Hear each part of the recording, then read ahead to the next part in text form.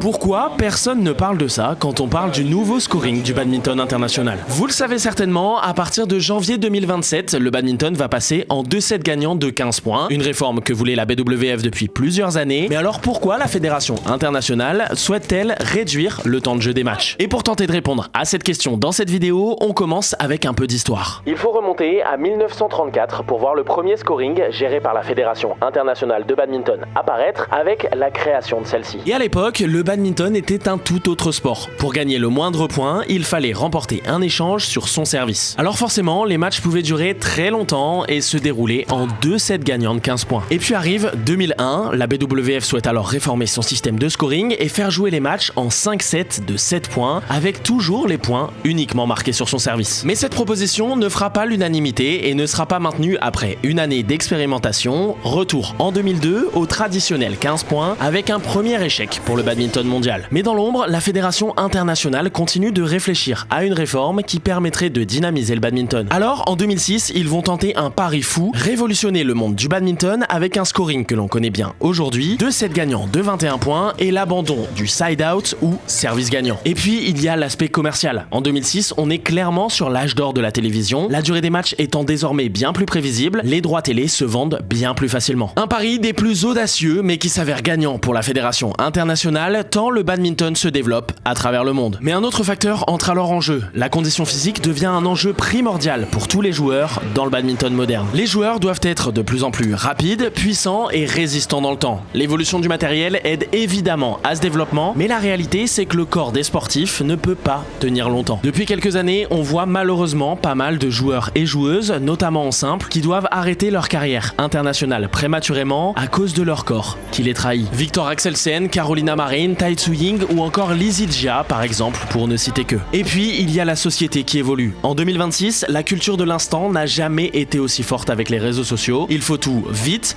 et des formats toujours plus courts. Et la télé a beaucoup de mal à s'habituer à cette évolution. Alors la BWF tente de s'adapter et propose une nouvelle réforme avec une intensité immédiate, des points plus accrochés et surtout la préservation de la santé des joueurs dont le calendrier est de plus en plus saturé. C'est ainsi qu'arrive sur la table une proposition qui, après plusieurs années de réflexion, sera votée le 25 avril 2026, passée en 2 sets gagnants de 15 points. Ce changement a évidemment fait couler beaucoup d'encre, mais s'inscrit en réalité dans une évolution de la société dans laquelle le badminton tente de s'adapter. Alors voilà, dans cette vidéo, j'ai tenté de te donner des éléments factuels, pas mon propre avis ni celui des joueurs. Et évidemment, ici, je ne te parle que du monde professionnel, pas du badminton amateur, qui est pour moi un tout autre sujet. Et toi, qu'est-ce que t'en penses? Révolution sociétale ou fiasco monumental? On en parle ensemble dans les commentaires de cette vidéo.